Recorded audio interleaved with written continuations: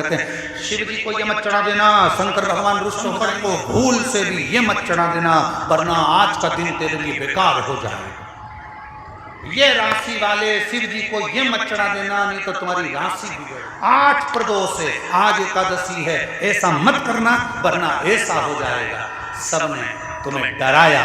केवल एक शिव पुराण की कथा ऐसी है जिसने तुम्हारे अंदर के डर को निकाल दिया और तुम्हें समझा दिया कि शिव को जैसे चाहो वैसे भजो, शंकर कभी किसी का बुरा नहीं करता, क्योंकि वो तुम्हारा मूर्ति को हम जल चढ़ाते हैं, वो मूर्ति क्या हमारी बात सुनती है?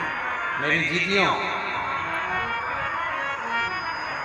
जब हम पार्थिव पूजन करते हैं, पार्थिव शिवलिंग का निर्माण करते हैं,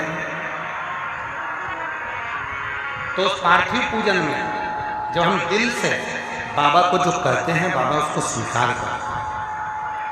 भगवान श्री राम जी ने पार्थिव पूजन करी थी जिस समय लंका का ऊपर आक्रमण करने जा रहे थे, सेतु बांधने जा रहे थे। भगवान कृष्ण ने पार्थिव पूजन करी थी जब भगवान कृष्ण के यहाँ संतान नहीं थी, तब उन्होंने गर्गाचार्य बाबा के कहने पर पार्थिव पूजन। और मेरी जीजियों, अधिक मास का महीना चल रहा है, पुरुषोत्तम मास चल रहा है, मलमास चल रहा है। इस पुरुषोत्तम मास में 13 जून को अधिक मास पुरुषोत्तम मास की शिवरात्रि पड़ेगी। अपने अपने घर में रहकर ऑनलाइन आस्था चैनल पर, सोशल मीडिया पर, टीवी पर शाम को 7 बजे आप और हम सब मिलकर पार्थिव शिवलिंग का निर्माण कर कर पुरुषोत्तम मास में पूजन करें। 13 जून 2026 शाम को 7 बजे पार्थिव शिवलिंग सब बनाकर रखना। अपने अपने घर में पार्थिव लिंग बनाकर रखना, मिट्टी का शिवलिंग बनाकर रखना। पूजन की लिस्ट हम कल आस्था वालों को भी दे देंगे, जिससे कथा जब चालू होगी तो कथा चालू होने के पहले पूजन की लिस्ट चल जाएगी कि पूजन में क्या क्या सामान चाहिए। कथा समापन के बाद भी पूजन की लिस्ट और कथा के बीच में भी पूजन की लिस्ट चलवाएंगे, जिससे आप लोगों को मालूम पड़े कि अभिषेक में पूजन में क्या क्या सामान चाहिए। पार्थिव शिवलिंग का पूजन, पर उस पूजन में 5 चीजें जरूर चढ़ना है। वो 5 चीजें कौन सी हैं आप उनको लिख लीजिए। जो ज्येष्ठा के महीने में जो अधिक मास आया है, उस अधिक मास की शिवरात्रि पर जब अपन 13 जून को अधिक मास की शिवरात्रि पर शाम को 7 बजे अभिषेक करेंगे ऑनलाइन, तो उसमें 5 चीजें जरूरी है। पहले नंबर पर शमी पत्र। शमी पत्र ज्येष्ठ के महीने में जो शिवरात्रि होती है, उस शिवरात्रि पर जब हम शमी पत्र शिव को चढ़ाते हैं पार्थिव पूजन में, तो हमारे घर में कोई भी व्यक्ति अगर रोग से ग्रसित है या बीमारी उसको आने वाली है या बीमारी से कोई दुख है, तकलीफ है, तो शमी पत्र चढ़ाने से वो दुख उसका समाप्त हो जाता है, उसकी बीमारी मिट जाती है। तो पहले नंबर पर शमी पत्र। दूसरे नंबर पर आंखें अक्षत 11। अक्षत जानते हैं? चावल 11 चावल के दाने सेजे आंखें, वो शिव जी को चढ़ाना है। अक्षत कार्य सिद्धि के लिए अपन को 11 समर्पित करना। दूसरे नंबर पर अक्षत। तीसरे नंबर पर बेलपत्र। केवल एक बेलपत्र भगवान शिव को समर्पित करना। बेलपत्र सुख समृद्धि के लिए चढ़ाएंगे। और चौथे नंबर पर कनेर का पुष्प। जो ज्येष्ठा अधिक मास की शिवरात्रि है, उस पर कनेर का पुष्प चढ़ाएंगे।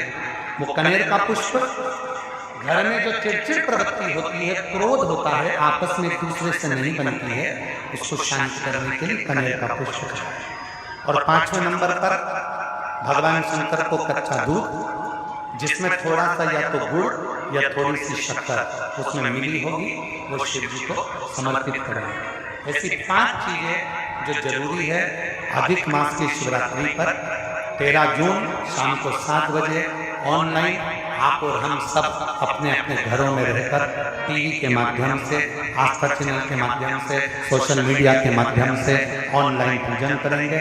और पूरा देश ये अधिक मास के पवित्र अवसर पर, पुरुषोत्तम मास के पवित्र अवसर पर इसकी पूजन, पार्थिव पूजन करेगा, जिससे अपने जीवन को आनंद अरे महाभारत में तो यहाँ तक कह दिया, श्रीमद् भागवत कथा में तो यहाँ तक कह दिया कि द्रौपदी तो रजस्वला धर्म से थी। 3 दिन का रजो धर्म द्रौपदी का था। उस दिन द्रौपदी अपने केस धोकर आई थी, रजो धर्म में द्रौपदी थी। और द्रौपदी उस रजो धर्म के समय पर भी भगवान को पुकार रही थी, तो भी भगवान आए और उसका चीर बनाए। अर्थात हमारा शास्त्र, और कई लोग कह देते हैं रजो धर्म के समय पर भगवान का नाम मत लेना, रजो धर्म के समय पर भगवान का भजन मत करना, रजो धर्म के समय पर भगवान का स्मरण मत करना। कौन कहता?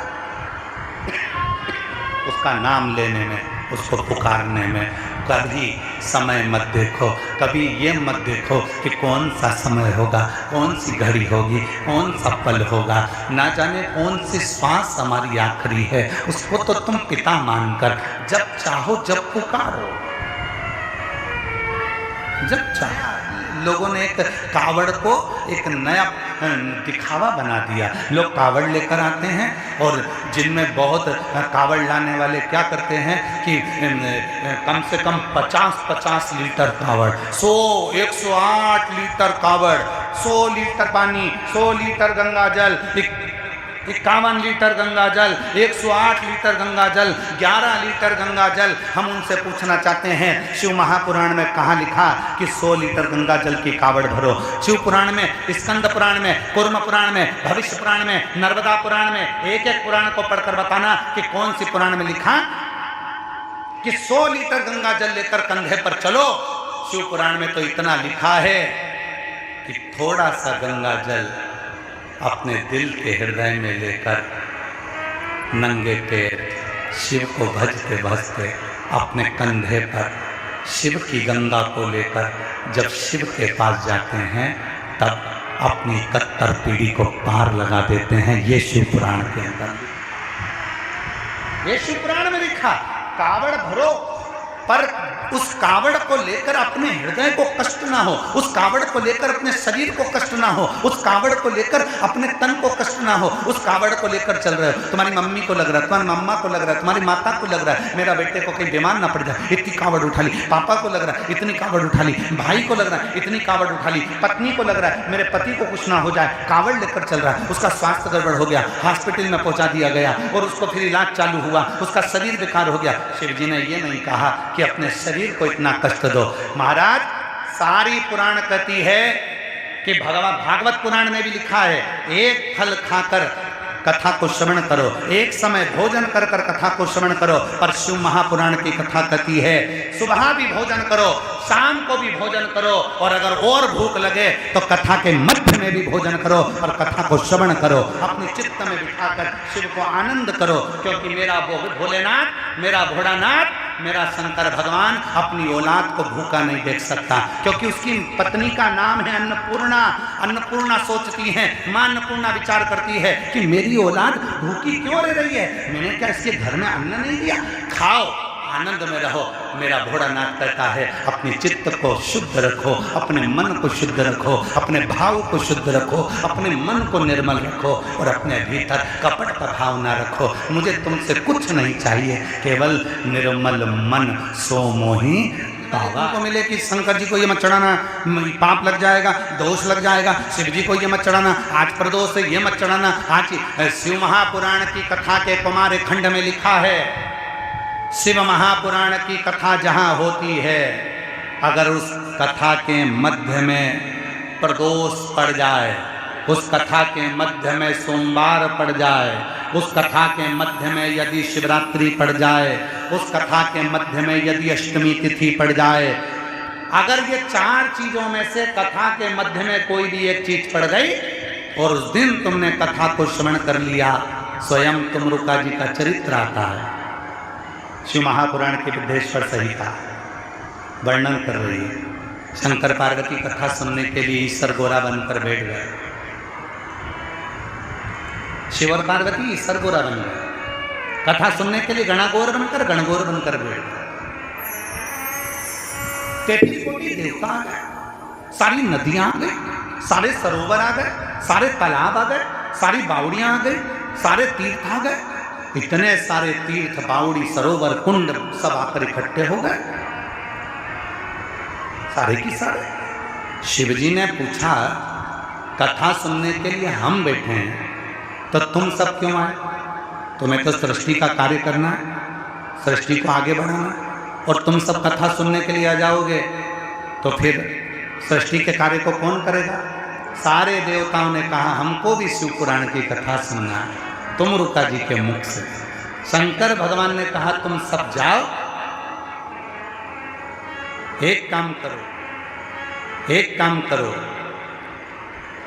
कथा के मध्य में अगर प्रदोष पड़े उस दिन तुम सब आ जाओ, और अगर प्रदोष नहीं पड़ा तो जिस दिन सोमवार पड़े उस दिन तुम सब आ जाओ। सोमवार नहीं पड़ा तो अष्टमी तिथि पड़े तुम सब आ जाओ, वो भी नहीं पड़ा तो कथा के मध्य में अगर शिवरात्रि पड़ जाए महीने की तो तुम सब आ जाना। जिस दिन तुम आओगे बैठोगे, जो भी कथा श्रवण कर रहे होंगे उनको किसी तीर्थ में जाने की जरूरत नहीं पड़ेगी। जब सारे तीर्थ प्रदोष के दिन कथा में आ जाएंगे तो उसका फल उन सभी श्रोताओं को प्राप्त हो जाए। कि कथा की शिवरात्रि होगी तो सारे नदी, तालाब, बावड़ी, सरोवर, कुंड, सारे तीर्थ उस दिन कथा में रहेंगे। और हमने अपनी जिंदगी के अगर कोई पाप भी कर दिए होंगे और वहाँ कथा के मंडप तक अगर हम पहुँच गए होंगे तो हमारी जिंदगी के सारे पाप समाप्त हो जाएंगे और हमारा कल्याण हमारा भोलेनाथ कर देगा। इसको मालूम, शिव को केवल तुम्हारा निर्मल स्वभाव चाहिए। कैसे कपड़े पहने भगवान को मतलब नहीं है, हाँ दूसरे को मतलब हो सकता है, शिव जी को मतलब नहीं है। तुम्हारी सहेलियां कह सकती है ऐसे कपड़े पहनकर मंदिर में आता, तांबे के लोटे से जल मत चढ़ा। तुम्हारी सहेलियां कह सकती है ऐसे बेलपत्र मत चढ़ा, ऐसा ये मत कर। तुम्हारी सहेली, शिव जी कभी नहीं कहेंगे कि तुम ऐसा मत करो। वो तो कहता मेरी बेटी आई है ना अपने पापा से मिलने, मेरी बेटी आई है ना अपने बाबुल से मिलने, मेरी बेटी आई है ना अपने पापा से मिलने, पिता से मिलने, बहुत है, इससे ज़्यादा कुछ नहीं चाहिए। उसको तो अपनी बेटी का चेहरा देखना है और बेटी को अपने बाप को देखना है। बस वो बेटी और बाप का प्रेम ही शिव का तत्व प्रदान कर देता है और उसका उद्धार कर देता है। सती माता का विवाह दक्ष प्रजापति शिव जी से नहीं करना चाहते,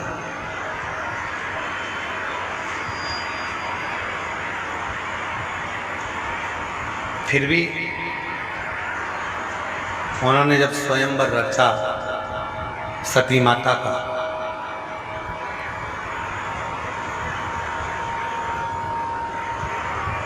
उस स्वयंवर में सबको बुलाया पर शिव जी की एक मूर्ति बनाकर दरवाजे पर खड़ी कर दी, जिससे आने वाले देवताओं को ये लगे कि शंकर भगवान को दरवाजे पर द्वारपाल बनाकर खड़ा कर।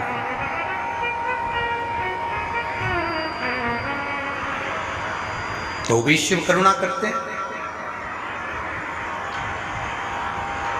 जैसे आपको कथा में कहा था, अपने घर के दरवाजे पर जब हम श्री शिवाय नमस्तुभ्यम का स्टिकर चिपका देते हैं, अपने घर के दरवाजे पर श्री शिवाय नमस्तुभ्यम लिख देते हैं, लगा देते हैं, चिपका देते हैं, गाड़ी पर लिख देते हैं, ऑटो पर लिख देते हैं, तो वो तुम्हारा घर नहीं रहता, वो शिव का धाम हो जाता है। और तुम्हारे जीवन की उस घर में रहने वाले की जितने भी दुख हैं, जितनी तकलीफें हैं, जितने कष्ट हैं, जितनी परेशानियां हैं, जिसके भी घर के दरवाजे पर श्री शिवाय नमस्तुभ्यम लिखा है, उसके जीवन के जितने दुख हैं वो उसके नहीं होंगे, वो देवाधिदेव महादेव के होंगे और महादेव ही उसको हल करें, महादेव ही उसको हल करें।